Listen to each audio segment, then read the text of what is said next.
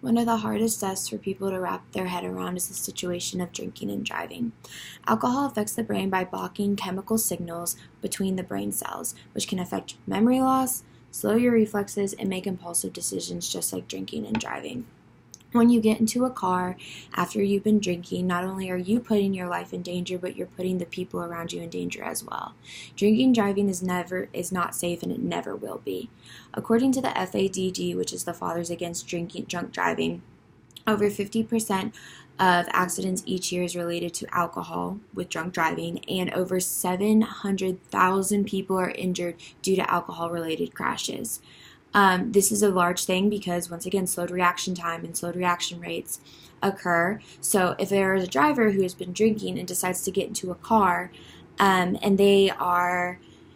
there's a car in front of them, for instance, and the car in front of them has to automatically slam on their brakes for some reason, that act of a collision happening is very, very, very likely, which could result in death or very serious injuries just because their reaction time is not there.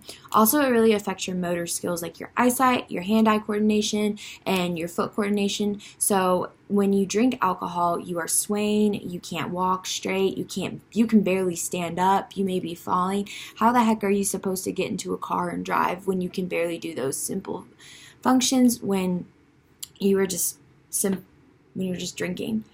Another thing is the legal limit in most states is 0.08 BAC, which is your blood content alcohol. And there is a website called the Alcohol Rehab Guide, and they posted a kind of just a chart and information about what certain BAC levels do to you and how many drinks that usually is. And so at a BAC of 0.08, there was short-term memory loss, there was a lack of judgment, and there was a reduction in processing information, and none of those mixed well with getting into a car. And Business Insider actually posted a chart. It was a full-out chart where there was drinks on one side, the number of drinks, and it was separated by your gender. And based off of what your gender was and how much you weighed, it would show how many drinks would bring you at a BAC. So a man weighing 130 or 160 pounds would have to drink 3.5 drinks to have a level of 0.08, which is the legal limit. And some people will argue for the drinking limit at 0.08 BAC. One of the big arguments that one NHTSA.org posted was that it kind of, the 0.08 per se kind of ignores the main drinking problem and the whole drinking problem. And it doesn't really target on the focus and reoffending drinkers. And then the other thing is it limits the social drinking as well.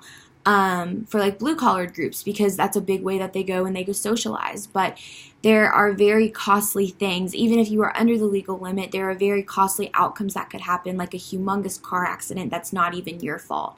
And if the person who caused it smells a lick of alcohol on your breath, they can easily reverse it and flip it back on you, which means you would have to pay for insurance out of pocket, because a lot of insurance car companies do not cover for that. And they'll end up getting the claim, and you'll go broke. Not very fun.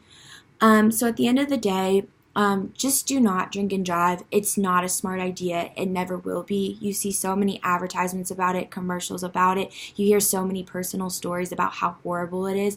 Don't do it. Don't tell your friends to do it. Don't let strangers do it. You'll be saving more lives than you realize.